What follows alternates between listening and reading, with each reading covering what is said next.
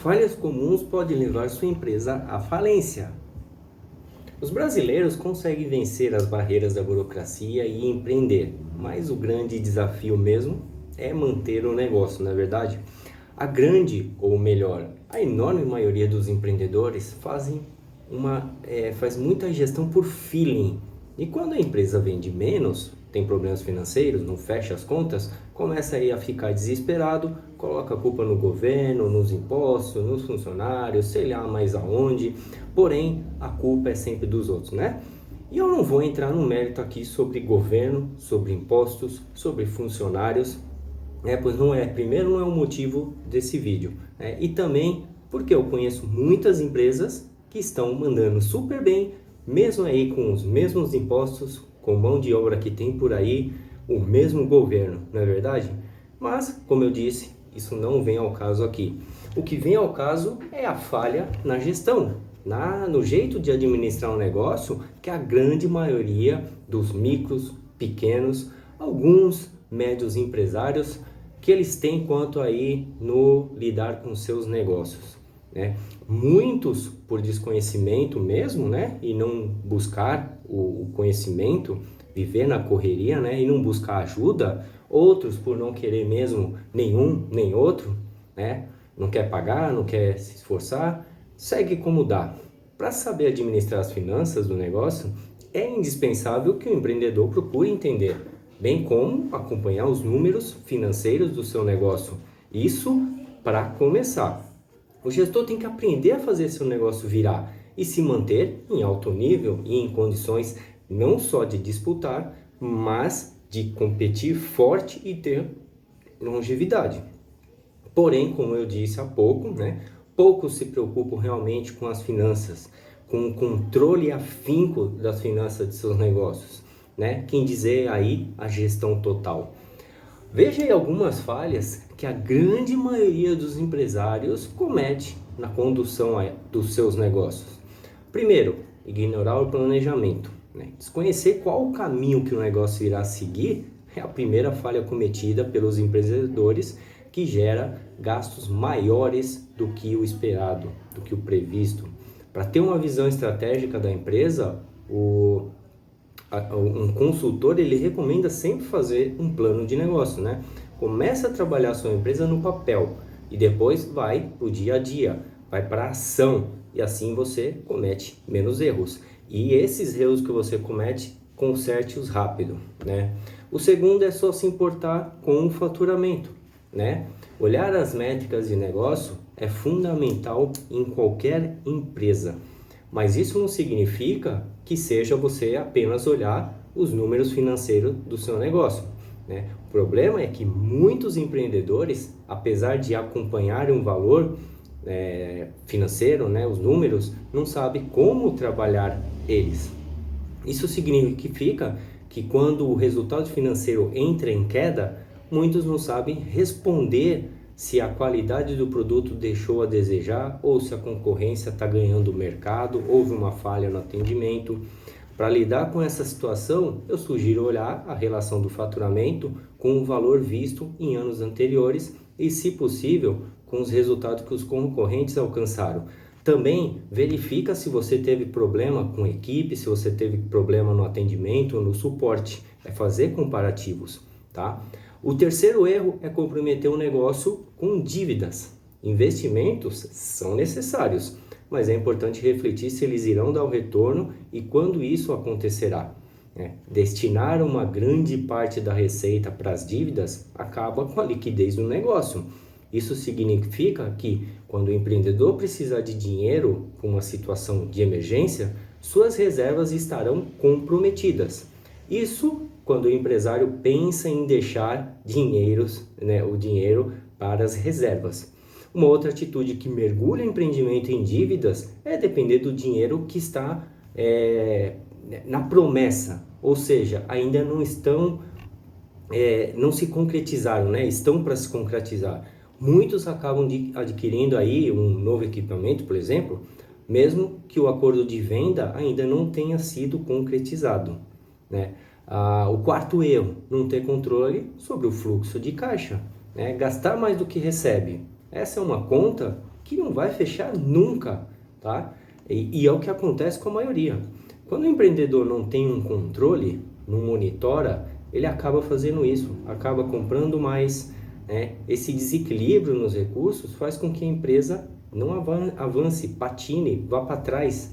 Esse erro é um passo certeiro rumo à falência, né? Para saber exatamente como está o fluxo de caixa, uma planilha para o fluxo de caixa ela é suficiente. Se tiver no sistema, é melhor ainda, né? Em empresas maiores, como eu falei, passa aí a ser necessário ter um sistema de gestão para controlar mais rápido, né? Mais eficiente.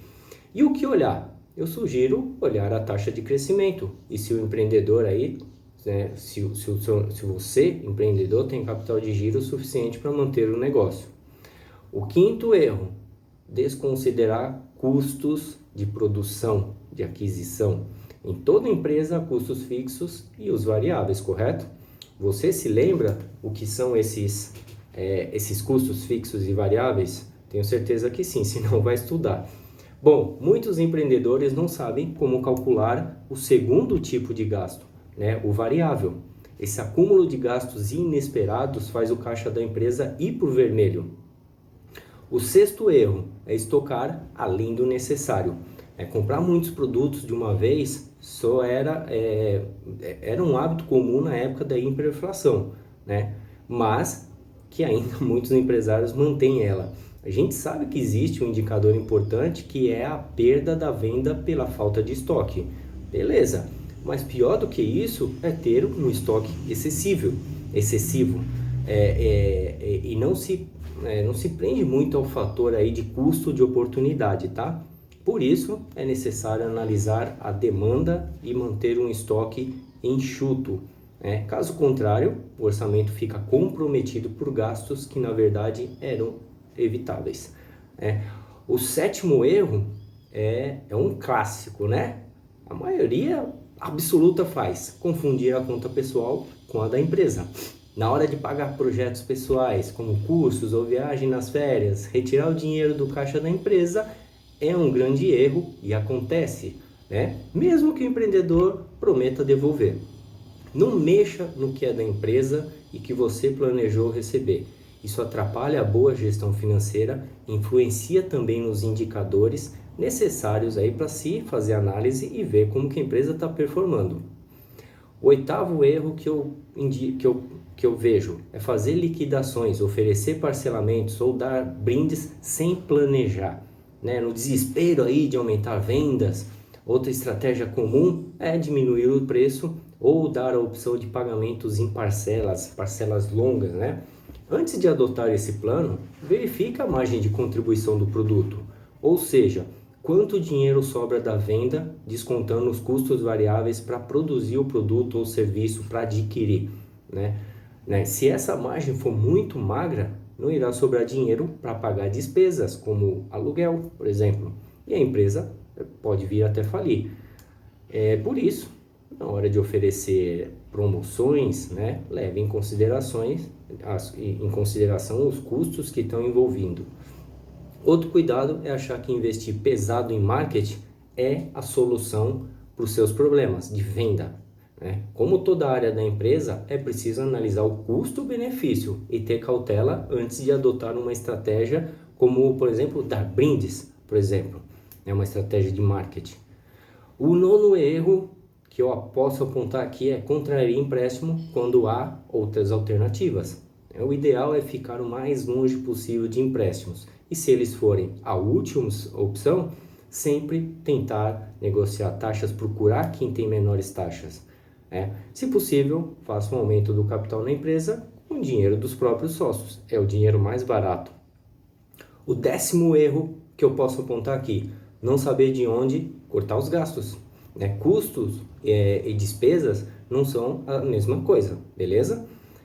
O custo é tudo que está diretamente relacionado à atividade do seu negócio. Já as despesas são atividades paralelas, mas que eles incrementam, que eles influenciam na capacidade de produção. Então, na hora de economizar, corte a gordura e não a carne. Ou seja, pense mais nas despesas e menos nos custos. tem que ser esperto na hora de fazer cortes. O 11º erro, tem erro, hein, meu? É desistir quando a situação aperta. A dificuldade deve ser entendida como um desafio a ser superado dia a dia. Isso é importante não apenas pela motivação do empreendedor, mas também para as contas da empresa.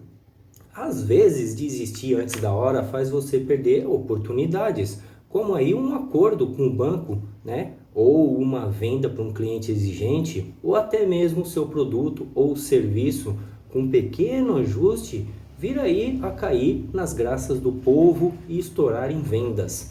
É preciso haver persistência, sem confundir com teimosia, tá bom?